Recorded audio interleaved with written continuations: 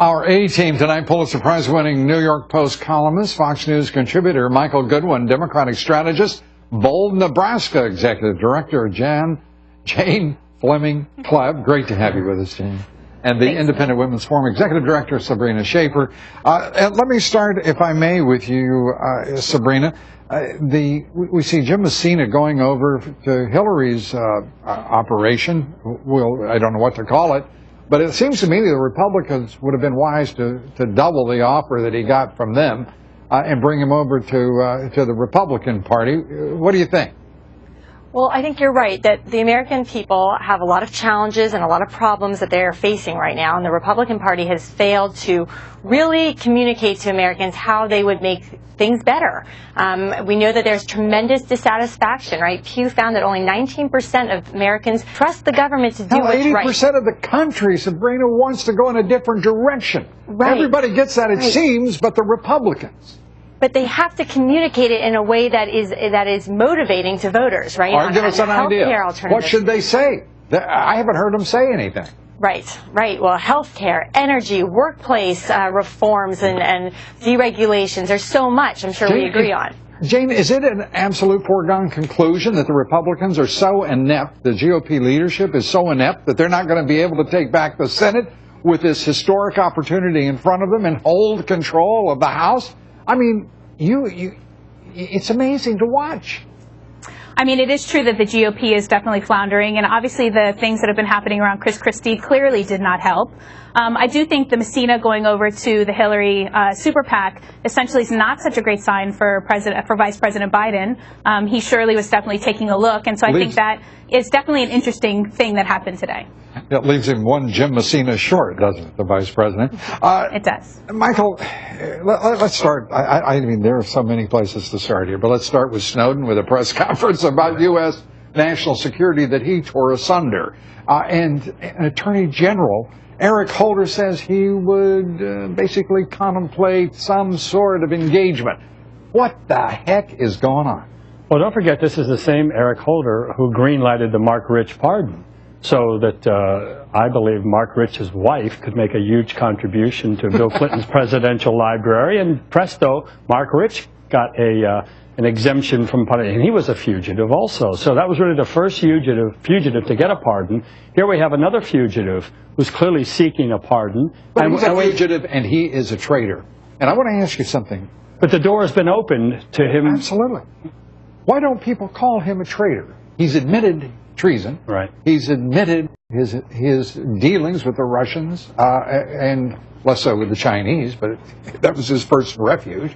I mean, why don't people they call him a leaker?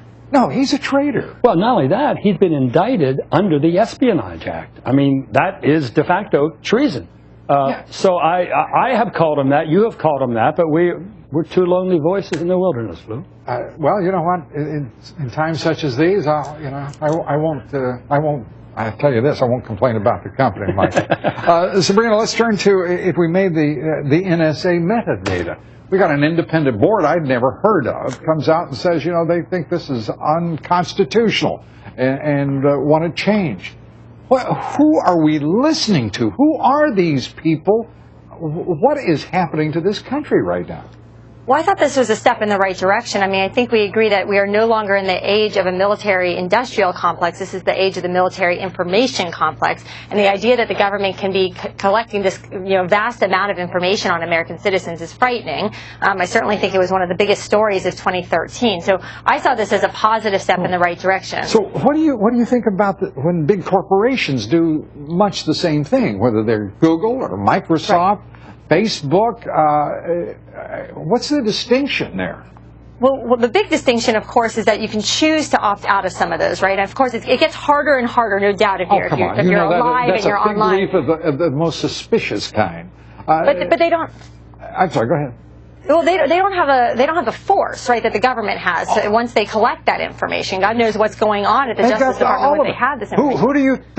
Who do you think the NSA contracts with for the reach, the aggregation of all of that information? All of those companies, telecoms, internet service providers. Jane, your thoughts, if you will. Moody's downgrading the healthcare insurance industry. today to negative because of Obamacare. Is it beginning to dawn on the leaders of the Democratic Party, not necessarily in the White House, that this is a disaster that has to be confronted and at some point the bleeding staunched? No, I mean, I think healthcare reform is working. I think there are more people that are enrolled, and I think that when insurance companies say that their rates are going to go up because of Obamacare, it is really a red herring, because we all know that insurance rates have been going up. We have to give this a long view. We have to essentially say, let's take a look after 5 years when some changes have been implemented to see if the cost curve goes down. Are you kidding me? When is the last time you saw any American take a 5-year view of anything? Including his or her marriage, for crying out loud. Look, we cannot just give it a year. Wait a minute. I think, frankly, that's the wrong way to look at this. And that is that here you had a one-party law created, and now waiver, exemption changes dictated by the president. 24 of them by our count. That's right. All on executive order. So the idea we can give this time means what? Time for the administration to bail out the insurance companies, or time for the Treasury Department to sue the insurance companies? No, it's time. And look, we know the only thing that's actually going to enroll in for the marketplace. Time for it to destroy the American healthcare system. Is that what? That's what will happen in 5 years. That is a doomsday attitude. And the reality is, what's not a doomsday attitude? Can I share with you some doomsday facts? Okay, just some doomsday facts. We're looking at just about 2% of the enrollees, best estimates, as reported by the industry. 2% have now acquired insurance that they didn't possess before. That's 98% of the folks who have enrolled had insurance of some kind and have moved to Obamacare.